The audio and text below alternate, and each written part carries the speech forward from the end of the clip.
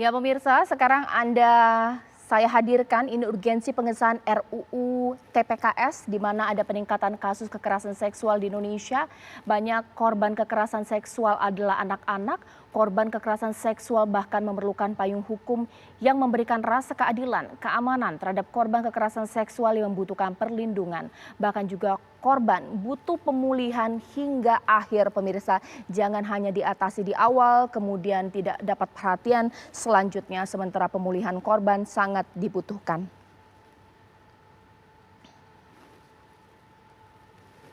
Ya pemirsa, tapi memang tidak sederhana bahwa RUU TPKS ini memang multidimensi. Selain memang kasus kekerasan seksual naik, iya, tapi memang ada kekhawatiran jikalau RUU ini dianggap disahkan terburu-buru karena ada beberapa hal yang mengatur juga mengenai kekerasan seksual dalam rumah tangga. Ini yang juga paling penting. Sekarang saya akan langsung saja berbincang, ini sudah tersambung dengan anggota Badan Legislatif DPR fraksi PKS, Pak Bukhari Yusuf. Selamat malam, Assalamualaikum Pak.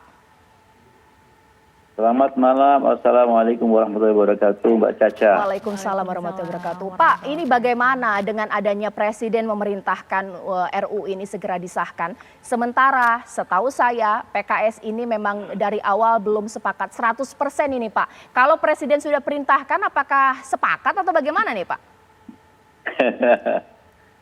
Jadi pertama Caca, dalam proses pembentukan legislasi itu sesuai amanat Undang-Undang Dasar bahwa undang-undang itu akan menjadi suatu perancang undang-undang atau menjadi undang-undang ketika terjadi pembahasan dan kesepakatan antara Presiden dengan DPR.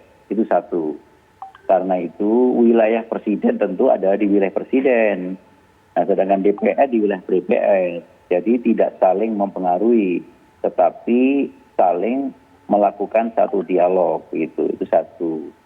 Yang kedua, kenapa PKS belum memberikan persetujuan sampai sekarang? Karena bukan persoalan PKS tidak setuju dengan perlindungan dan penanganan korban. Kami menegaskan ketika di dalam pandangan fraksi PKS di Badan Legislasi ketika mengambil putusan akhir tentang rapat pleno terhadap RUU TPKS, ada 10 alasan. Saya tentu tidak menyampaikan keseluruhannya, tetapi di antaranya adalah kami menegaskan PKS sangat menyetujui adanya hukuman yang berat-beratnya bagi pelaku tindak kekerasan seksual. Tetapi kemudian PKS masih belum bisa menyetujui, kenapa? Karena politik pembentukan perundang-undangannya ini yang belum klop. Ada 3 model atau ada 3 hal yang terkait dengan seksual. Pertama, seks dengan kekerasan. Kedua, seks dengan suka sama suka di luar perkawinan atau nikah. 3, seks dengan cara penyimpang. Nah, 3 bentuk seks itu ketiga-tiganya menimbulkan korban dan tidak sedikit begitu. Sebagaimana kekerasan itu menimbulkan korban, tidak kalah pentingnya korban juga seks suka sama suka juga menimbulkan korban yang sangat banyak. Sebagaimana penyimpangan seks juga menimbulkan korban yang sangat banyak dan berbahaya sekali. Ya, penyimpangan seks itu contoh misalnya LGBT.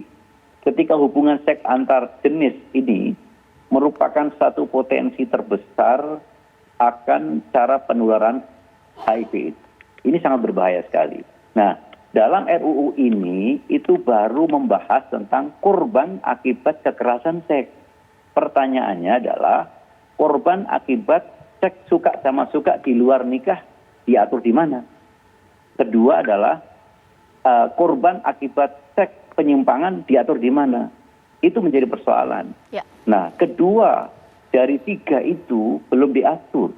Oke, nanti akan ditanyakan ada yang namanya dalam rancangan KUHP, yaitu khususnya di bab dalam kaitannya pidana atau misalnya moralitas atau tindak asusila. Nah, kalau kemudian itu yang menjadi persoalannya, itulah kemudian yang disebut dengan politik pembentukan undang-undang. Nah, karena politik pembentukan undang-undang ini tidak memberikan kejelasan 2 posisi tersebut, maka kami belum bisa memberikan persetujuan. Oke, Demikian. mungkin karena ini memang waktunya sangat singkat, saya minta kepada narasumber saya jawabnya singkat-singkat biar kita tepat sasaran. Mbak Erlinda sepakat tidak? Selama tidak ada pasal yang melindungi supaya tidak ada perilaku perbuatan perzinaan, RUU TPKS tidak bisa disahkan. Tidak sepakat ya. Artinya tadi disampaikan di depan saya katakan mungkin ada beberapa pasal yang memang belum ketemu titik temunya, tapi bukan berarti itu harus digagalkan RUU TPKS ini atau tidak disahkan, tidak. Yang paling utama harus kita informasikan kepada halayak publik masyarakat.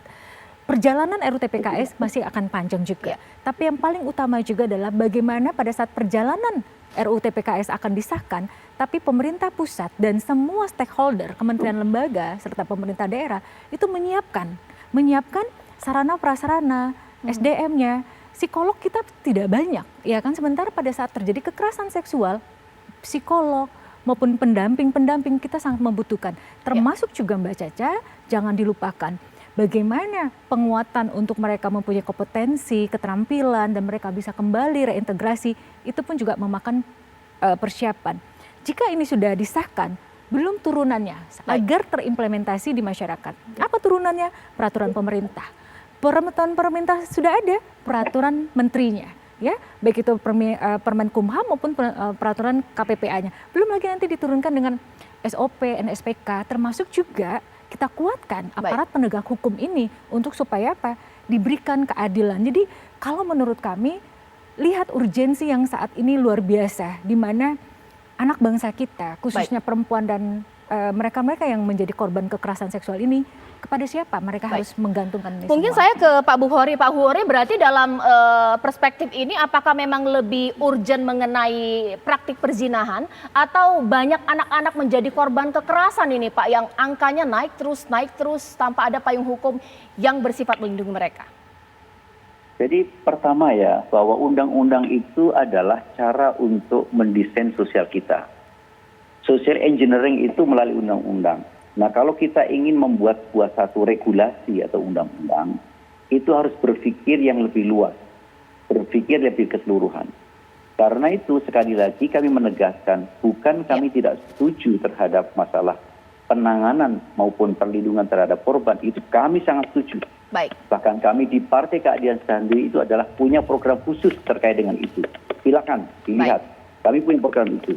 Tetapi yang menjadi kekhawatiran kami adalah korban akibat seks bebas, korban akibat seks penyimpangan, korban akibat kekerasan itu sama-sama besar. Dan bahkan kemudian akibat HIV, akibat terhadap masalah penyimpangan atau seks bebas itu jauh lebih besar. Nah, oleh karena itu ketiga-tiganya harus diposisikan secara proporsional, tidak hanya kemudian satu sisi. Demikian. Ustadz Wido, terakhir di sini Ustadz Wido, memang banyak sekali pasal-pasal hal-hal yang perlu kita bahas, tapi singkatnya adalah beberapa poin yang juga menjadi perdebatan adalah kekerasan seksual dalam rumah tangga. Kajian fikihnya seperti apa, Ustadz? Baik, saya kira saya percepat singkat ya.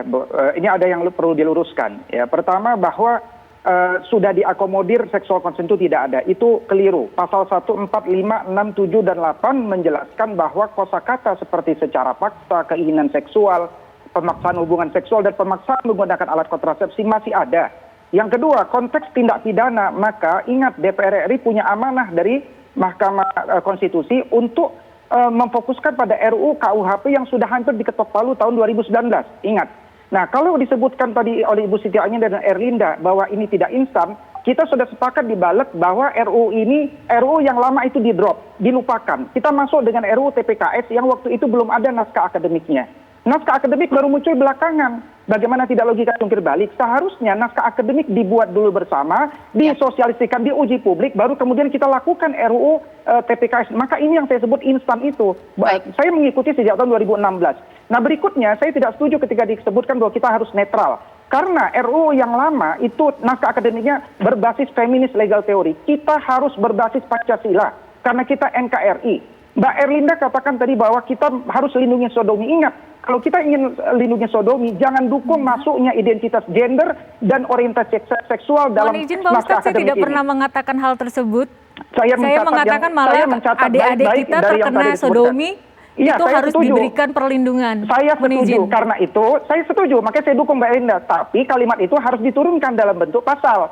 Karena itu kita harus tolak masuknya identitas gender dan orientasi seksual. Kan nanti ujung sodomi itu ada di sana, ya. Paham di sini? Nah, berikutnya terkait dengan bahwa hari ini sudah ada aturan yang banyak. Ingat, jangan lupa 2017 sudah ada DIM dengan pemerintah yang menyadari kekeliruan dari hal ini, bahwa Indonesia ini sudah punya banyak undang-undang. Seperti undang-undang berbasis korban, undang-undang perlindungan korban, undang-undang perlindungan anak, undang-undang PKDRT, undang-undang ITE. Ingat, undang-undang KDRT yang diniatkan untuk membela perempuan justru malah mempersekusi perempuan di Bekasi. Kenapa? Ada tafsiran yang multi tafsir di sana, yang itu juga mungkin akan sangat terjadi dengan teks yang multi tafsir. Dan ingat juga, kalau kita sepakat zina ini harus dimasukkan, perkosaan dan hubungan sama jenis harus dimasukkan, kenapa Komnas Perempuan dan HAM dulu menolak perluasan pasal zina, perkosaan dan hubungan sesama jenis? Karena itu mudah-mudahan kita harus bicara komprehensif dan sesuai data. Demikian, mohon maaf. Baik, Ustadz Wido, ini banyak sekali. Mohon ditanggapi Mbak Siti Aminatardi.